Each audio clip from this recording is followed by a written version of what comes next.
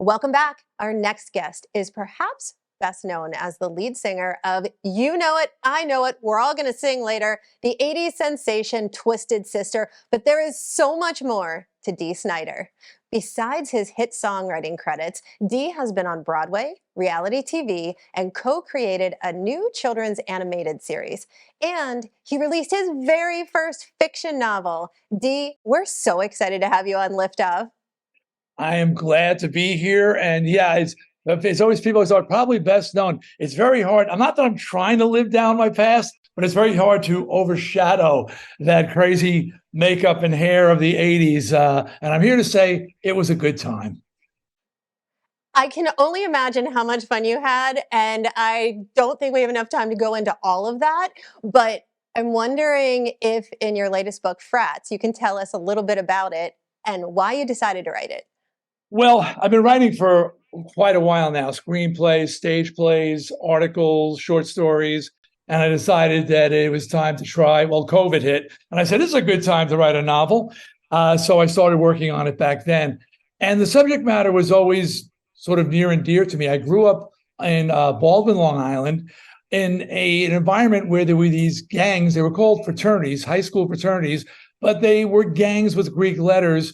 And it was sort of the way of my world. And you just grew up knowing how to avoid this dangerous, potentially dangerous situation with these gangs. I assumed that everybody's high school was like that. And when I traveled, I found out that nobody's high school was like that. It was my high school.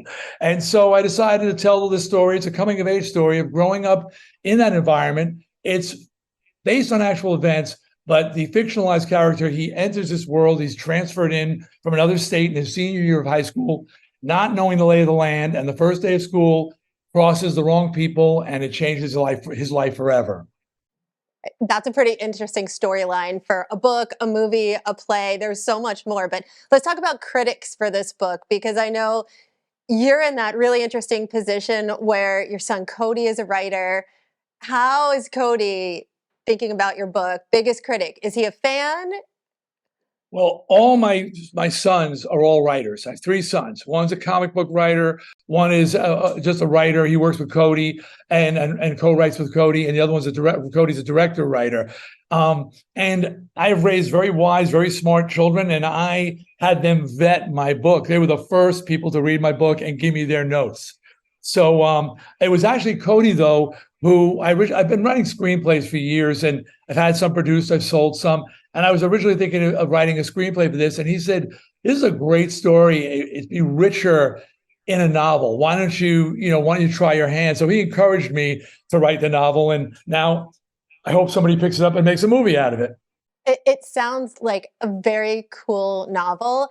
And I love the fact that all three of your sons were involved with it, because one of the things we talk about on this show is, yes, you can build an extremely successful career. You can be a celebrity, you can be an entrepreneur, you can just do anything that you want, but you also have a life outside of the work that you do, and how you create your work-life blend is what really matters, and the family that you keep. And being married to your wife for 47 years, having three boys, how have you blended it all together over the years to make sure that it just works for everyone? My wife's name is Suzette, and we also have a daughter. My youngest is daughter Shy. I really got to love so much credit to Suzette for, she always set me straight.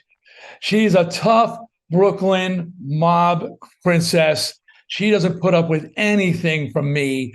And, I would roll into the house after a tour and be, I am a god.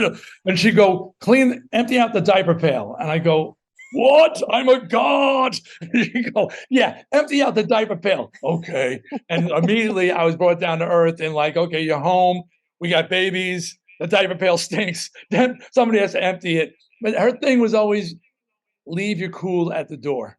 I know when we were chatting on Twitter that I warned you that my husband asked me to do a 1980s hair flip, and you actually said go for it. And so at the end of this, I'm doing it in a chair, so I do feel a little bit like Iron Karen Flashdance, but we're not going to have the water. Crazy one. Okay, I'll tell you that I did a very subtle one, and when I was in Washington.